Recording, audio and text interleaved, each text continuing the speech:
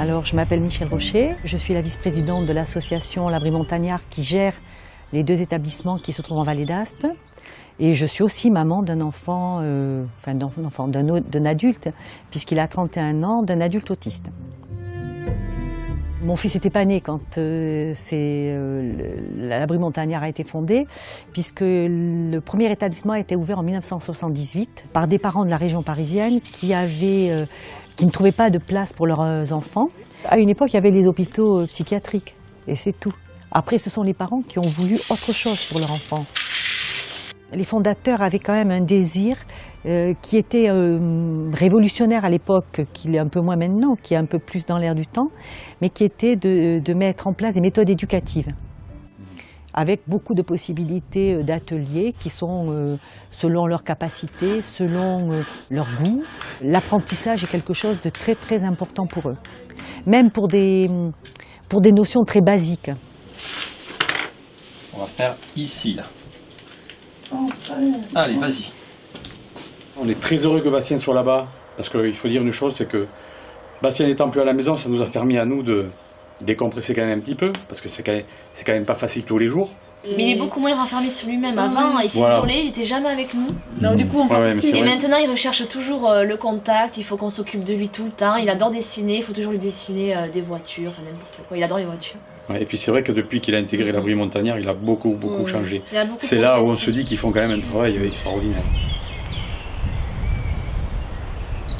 Comme cet établissement est ouvert depuis 36 ans maintenant, il se trouve que les premiers arrivants, qui avaient entre 25 et 30 ans, ont maintenant plus de 60 ans.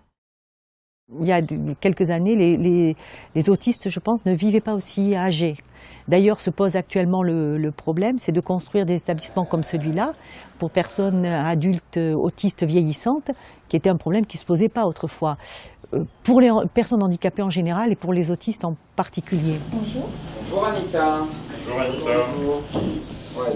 Je vais m'asseoir. Comment vous vous sentez? T'es toute seule maintenant. Vous vous sentez un peu seul? Ces personnes souvent décédées en raison de crises d'épilepsie de plus en plus sévères et donc mouraient à des âges jeunes, autour de la cinquantaine, entre 45 et 50 ans.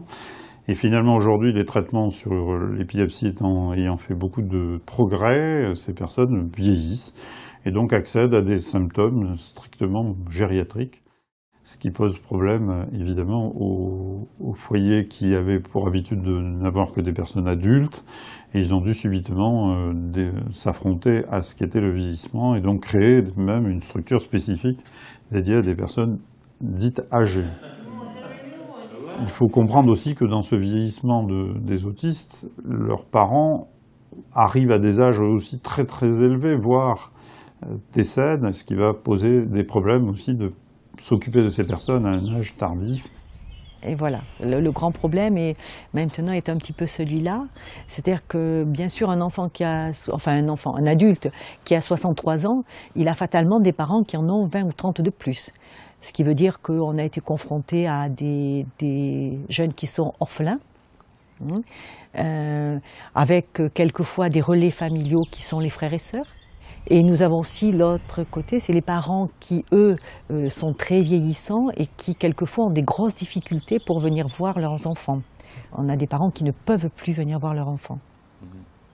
Ce qui est quand même dur pour tout le monde. C'est l'angoisse de tous les parents d'enfants handicapés, de se dire un jour, on va disparaître.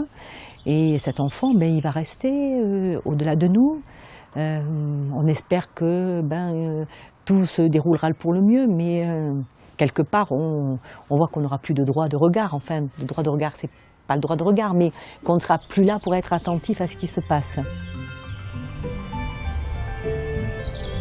La mémoire émotionnelle ne s'efface jamais. Et finalement, une des grandes choses qui nous fait vivre, c'est pas seulement le corps, c'est aussi tout l'affect que nous pouvons vivre.